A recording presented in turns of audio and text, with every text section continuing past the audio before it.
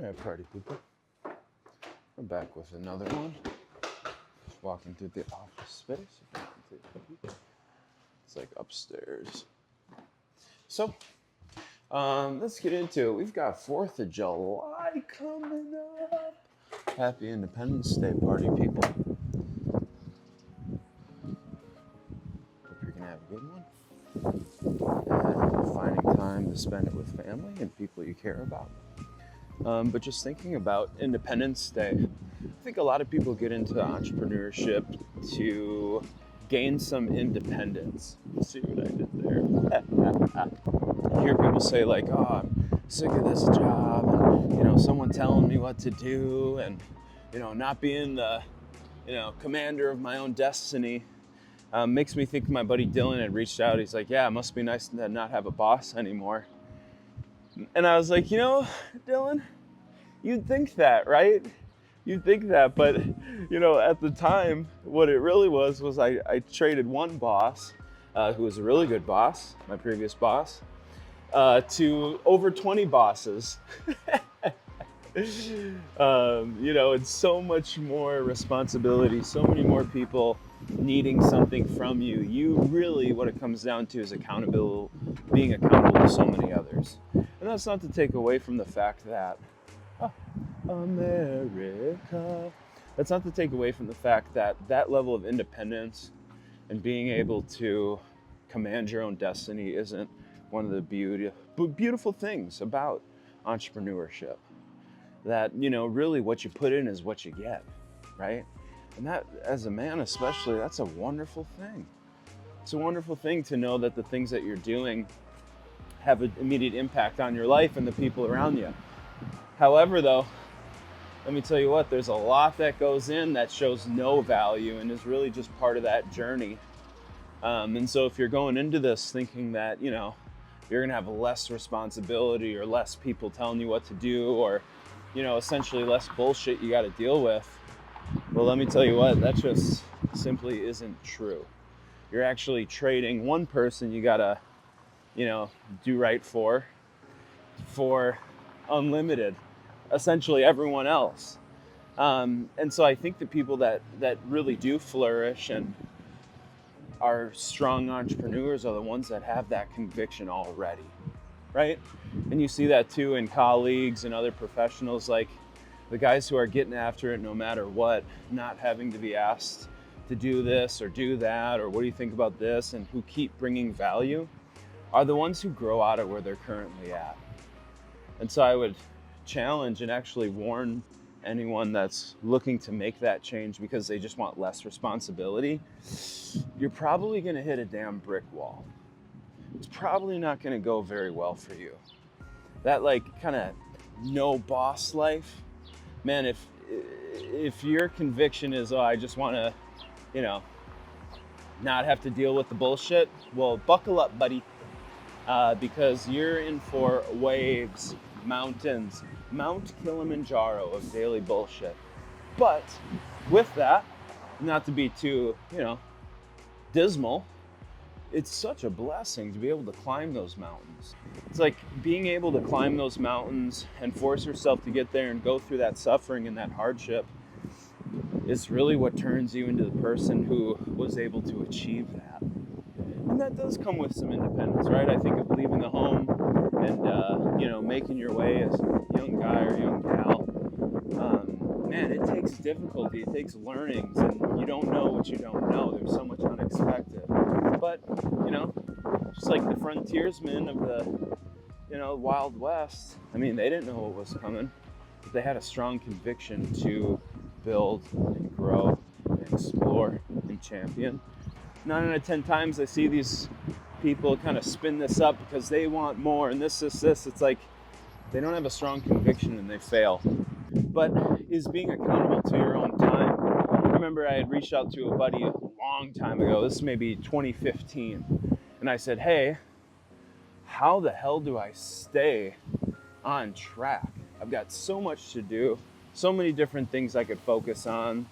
And he was like, you know what, buddy, you just got to stick to your calendar. You got to hold yourself accountable. You got to have an accountability partner. You've got to do the things that you set out to do. And you know what? That's really hard at first.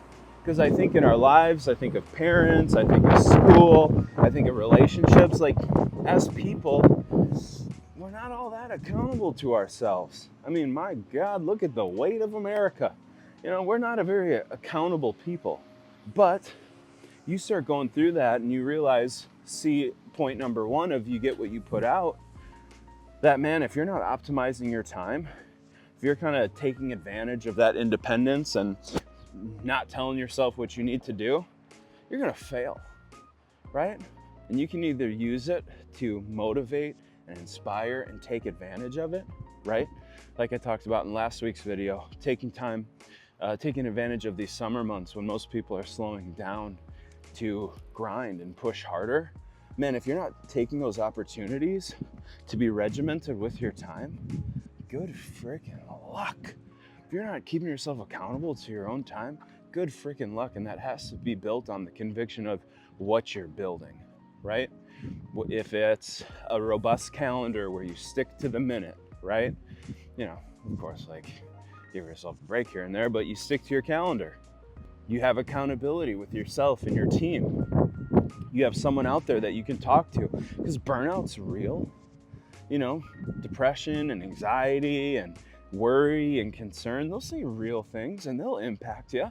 They'll affect you. They'll throw you off course. You're human. So you've got to have a support system to keep you going there, so that independence doesn't become the very thing that ruins you, because it can. And this is coming from me, someone who was not a good student.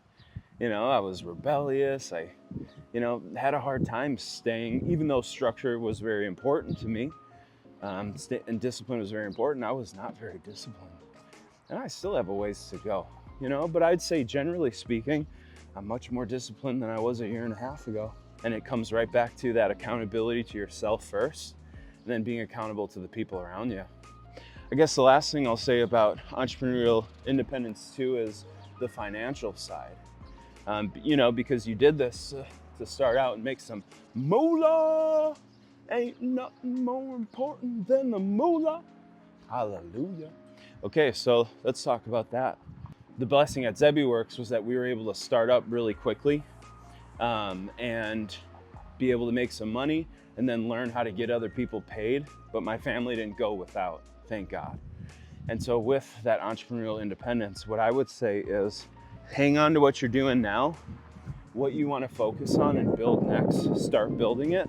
Let it outpace your current salary. And this isn't really like, you know, world-shattering stuff.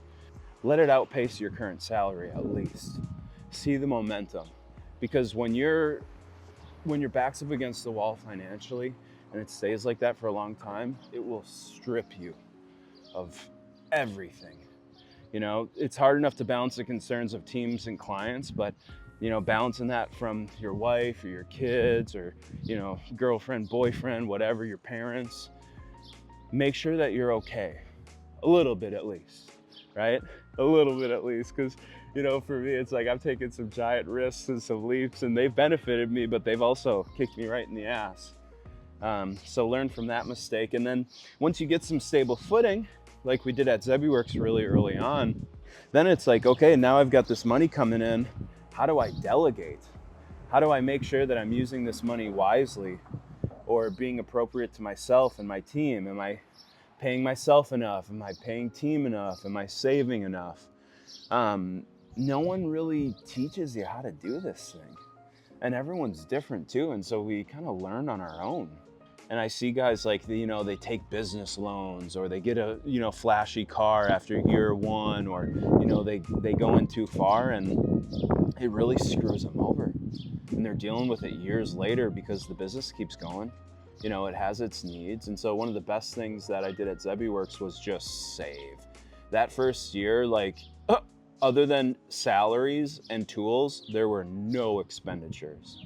Right? It just all stayed. And then once I got kind of my an understanding of how this went month over month, then let's put some cash into this marketing or this initiative, but nothing crazy like that, because you don't know what you don't know, especially on the tax side, especially on hiring new people, especially bringing people on as employees and 401ks and health insurance and compliance. It's crazy. So I would bank as it comes to that financial independence piece within entrepreneurship. So let's review. First, having integrity. Entrepreneurial independence.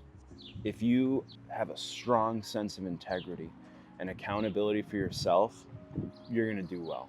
If you suffer, make sure you have the mechanisms in place to keep you accountable and work on that integrity. Read your Bible a little bit, you know what I'm saying? Number two then is time, okay? How you manage your time. It's so important because what you put in, you get out. And lots of times, not even true.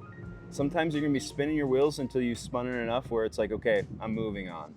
Like on to the next thing because this just isn't working. But when it hits really hard. But it takes those reps to get there. And three is the financial side of it.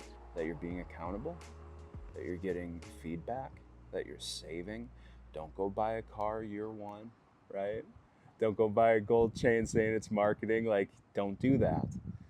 Focus on growing the business with employees, with services. Keep doubling down on having a better offer, right? Learn and grow yourself. Rather than the gold chain for the tax savings, why don't you pay for more education, right? And so with those three, I think going into it, you'll have a healthy start. And for me now, like, not to say that I'm kind of there yet because I'm working on all three still. I don't think that ever changes, but you get more comfortable in it. You get a sense of what's coming up and what you need to do to execute.